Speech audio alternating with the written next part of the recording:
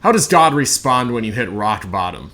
If you're the child of God, then he responds with first, perhaps harsh discipline, but this is necessary for him to then respond with mercy.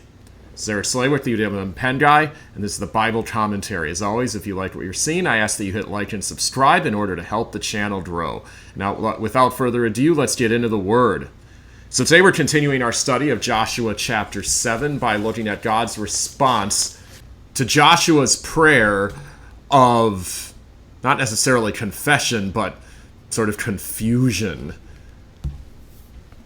And we'll see that, as I suggested, God is first harsh, but then he's, I guess you could even say, practical. So let's read verse number 10. The Lord said to Joshua, "Get up! Why have you fallen on your face? Israel has sinned. They have transgressed my covenant that I commanded them. They have taken some of the devoted things. They have stolen and lied and put them among their own belongings." First of all, a sort of leftover point from verse number 9 from last time, that Joshua was essentially, if secretly, attempting to counsel God, which is obviously a very silly thing for anyone to do, but this is the effect that self-pity has on people. And therefore, accordingly, God is now going to respond with the necessary firmness that a father would respond to a wayward child. After all, it says that the rod is for the back of fools, and Joshua is honestly being a fool right now, even if that's out of line with the normal overall pattern of his character. Also, he's doing the "why, God, have you allowed this" prayer. It's something we all kind of do at times if we seek to follow God. It's a natural sort of response, but it's ultimately a response of unbelief. Because even if we don't know exactly what the purpose of a trial is, we know that all things work together for the good for those who love God and are called according to his purpose. So there is a purpose.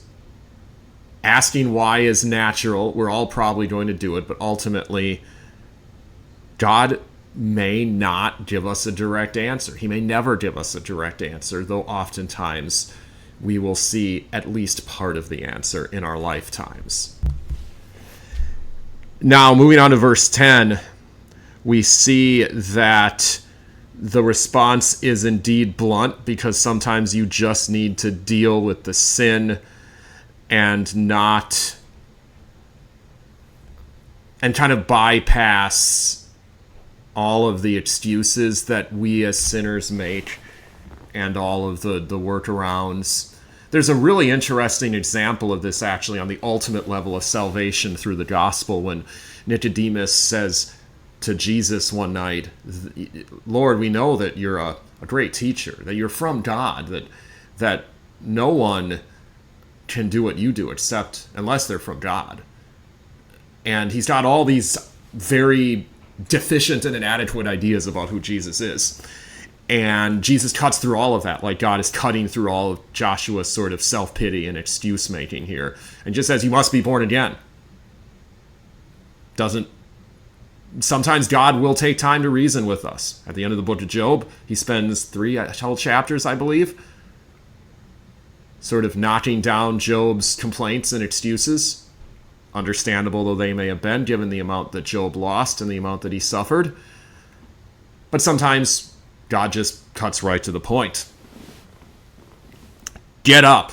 Why have you fallen on your face?"